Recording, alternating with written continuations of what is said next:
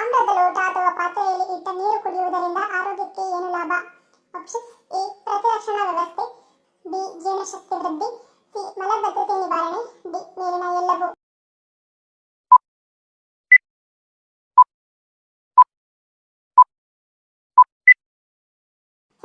Option D ಎಲ್ಲವೂ.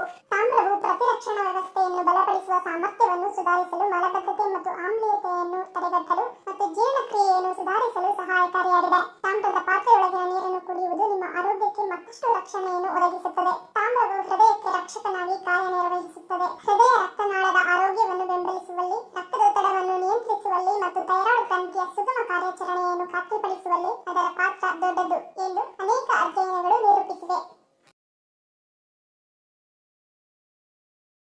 ಹೊಟ್ಟೆಯ ಬೊಜ್ಜನ್ನು ಕರಗಿಸಲು ಯಾವ ಜ್ಯೂಸ್ ಹೆಚ್ಚು ಸಹಾಯ ಮಾಡುತ್ತದೆ?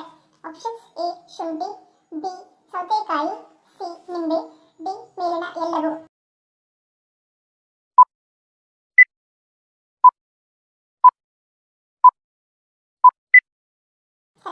ಆಪ್ಷನ್ ಡಿ ಮೇಲಿನ ಎಲ್ಲವೂ. ಕೆಲವೊಂದು ಜ್ಯೂಸ್ ಕುಡಿಯುವುದರಿಂದ ಹೊಟ್ಟೆಯ ಬೊಜ್ಜನ್ನು ಕರಗಿಸಬಹುದಾಗಿದೆ. ಹಸಿ ಶುಂಠಿ, ಸೌತೆಕಾಯಿ, ಲಿಂಬೆಯ ಜ್ಯೂಸ್ ಅನ್ನು ಮಿಶ್ರಣ ಮಾಡಿ ತಯಾರಿಸಿದ ಜ್ಯೂಸ್ ಅನ್ನು ಕುಡಿಯುವುದರಿಂದ ಬೊಜ್ಜು ಕ್ರಮೇಣ ಕಡಿಮೆಯಾಗುತ್ತದೆ. ಅವರೆಕಾಯಿಯನ್ನು ತಿನ್ನುವುದರಿಂದ ಯಾವ ಸಮಸ್ಯೆಗೆ ಪರಿಹಾರವಾಗಿ ಕೆಲಸ ಮಾಡುತ್ತದೆ? ಆಪ್ಷನ್ಸ್ ಎ ಶ್ವಾಸಕೋಶ, ಬಿ ನಿದ್ರಾಹೀನತೆ, ಸಿ ಹೃದಯ, ಡಿ ಶುಗರ್.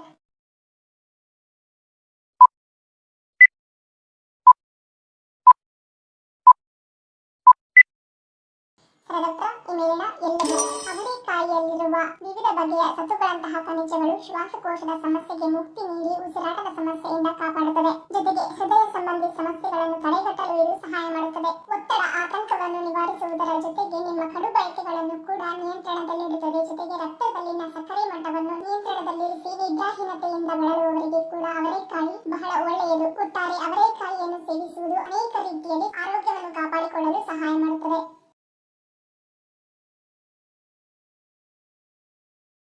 ಸೂರ್ಯನಲ್ಲಿ ಯಾವ ಅನಿಲವು ಕಂಡುಬರುತ್ತದೆ? Options A hydrogen, B carbon dioxide, C oxygen, D sodium chloride.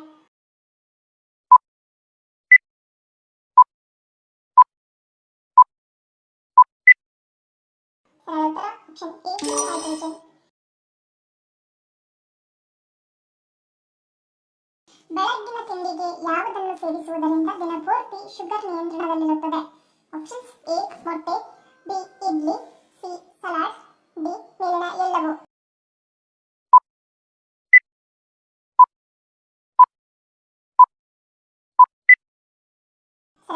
Option D ಮೇಲಿನ ಎಲ್ಲವೂ.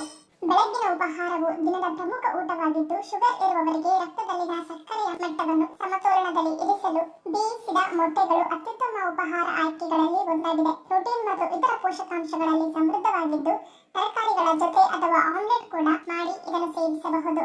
ಗೋಧಿ ಮತ್ತು ರವಾ, ರಾಗಿ ಅಥವಾ ಓಟ್ಸ್ ನಿಂದ ಮಾಡಿದ ಇಡ್ಲಿಗಳನ್ನು ತಿನ್ನಿರಿ. ಅಕ್ಕಿಯ ಬದಲಿಗೆ ರವೆಯನ್ನು ಬಳಸುವುದು ಉತ್ತಮ.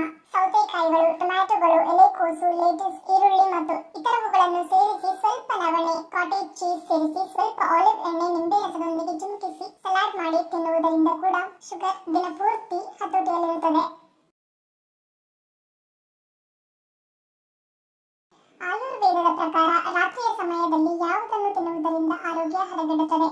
ಆಪ್ಷನ್ಸ್ ಎ ಎಣ್ಣೆಯುಕ್ತ ಆಹಾರ, ಬಿ ಹೆಪ್ಪುಗಟ್ಟಿದ ಆಹಾರ, ಸಿ ಐಸ್ ಕ್ರೀಮ್, ಡಿ ಮೇಲಿನ ಎಲ್ಲವೂ.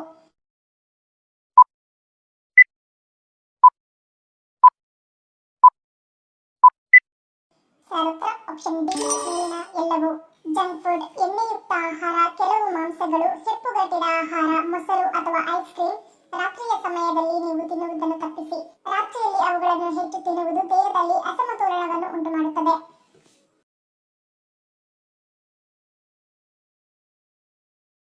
ಮನೆಯಲ್ಲಿ ಬುದ್ಧನ ವಿಗ್ರಹ ಇಡಲು ಇಚ್ಛಿಸುವವರು ಯಾವ ದಿಕ್ಕಿನಲ್ಲಿ ಇಡುವುದು ಒಳ್ಳೆಯದು? ಆಪ್ಷನ್ಸ್ ಎ ಈಶಾನ್ಯ, ಬಿ ಉತ್ತರ, ಸಿ ನೈಋತ್ಯ, ಡಿ ಪೂರ್ವ.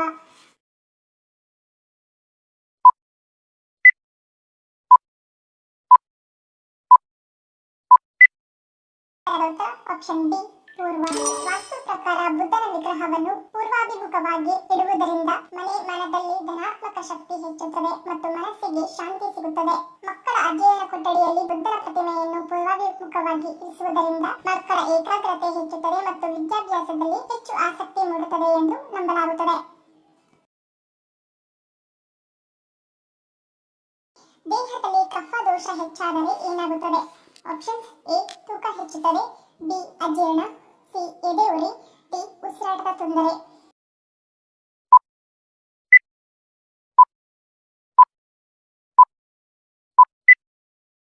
ಉತ್ತರ ಆಪ್ಷನ್ ಎ. ತೂಕ ಹೆಚ್ಚುತ್ತದೆ. ದೇಹದಲ್ಲಿ ಕಫ ದೋಷ ಹೆಚ್ಚಾದರೆ ತೂಕ ಹೆಚ್ಚಾಗುತ್ತದೆ. ವಾಕರಿಕೆ, ಕಫ, ಮೂಗು ಸೋರುವುದು, ಅಜೀರ್ಣ, ಅತಿಯಾಗಿ ಜೊಳ್ಳು ಸುರಿಸುವುದು, ಅಲರ್ಜಿ ಕೂಡ ಉಂಟಾಗಬಹುದು.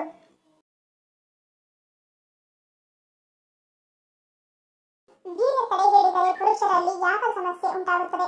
Options: A. ಮೂತ್ರಕೋಶ ಹಾನಿ, ಬಿ. ಶಿಶ್ನ ನೋವು, ಸಿ. ಕಳಪೆ ವೀರ್ಯ, ಡಿ. ನಿಮಿರುವಿಕೆ.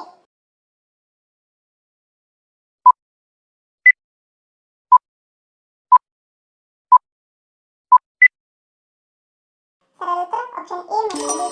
ವೀರ್ಯವು ಪುರುಷರ ದೇಹದಲ್ಲಿ ಉತ್ಪತ್ತಿಯಾಗುವ ರಸವಾಗಿದ್ದು ಅದು 24 ಗಂಟೆಗಳ ಕಾಲ ರೂಪುಗೊಳ್ಳುತ್ತದೆ. ಇದು ಅವರಲ್ಲಿ ದೇಹದಲ್ಲಿ ಮೂತ್ರವನ್ನು ತಯಾರಿಸುವ ವಿಧಾನವನ್ನು ಹೋಲುತ್ತದೆ.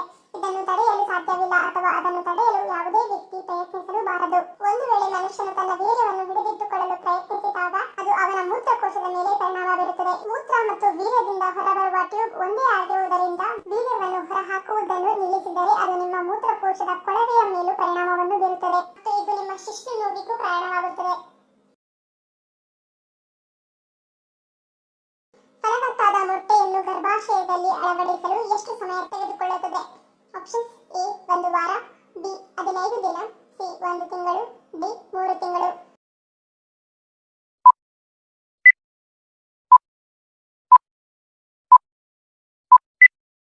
ಸರಳ ಉತ್ತರ ಆಪ್ಷನ್ ಎ. 1 ವಾರ. ಫಲವತ್ತಾದ ಮೊಟ್ಟೆಯು ಗರ್ಭಾಶಯದ ಗೋಡೆಗಳಿಗೆ ಅಂಟಿಕೊಳ್ಳಲು ಸಾಮಾನ್ಯವಾಗಿ 6 ರಿಂದ 10 ದಿನಗಳವರೆಗೆ ಬೇಕಾಗುತ್ತದೆ. ಧನ್ಯವಾದಗಳು. ನಿಮ್ಮ ಪ್ರೀತಿಯ ಲೈಕ್ ಕೊಟ್ಟು ಪ್ರೋತ್ಸಾಹಿಸಿ. ಇನ್ನು ಹೆಚ್ಚಿನ ಮಾಹಿತಿಗೆ ನಮ್ಮ ಚಾನೆಲ್ ಸಬ್ಸ್ಕ್ರೈಬ್ ಮಾಡಿ, ಪಕ್ಕದಲ್ಲಿರುವ ಬೆಲ್ ಬಟನ್ ಕ್ಲಿಕ್ ಮಾಡಿ. ಇನ್ನೊಂದು ಇಂಟ್ರೆಸ್ಟಿಂಗ್ ಪ್ರಶ್ನೆಗಳೊಂದಿಗೆ ಸಿಗ್ತೀನಿ. Love you all. Take care.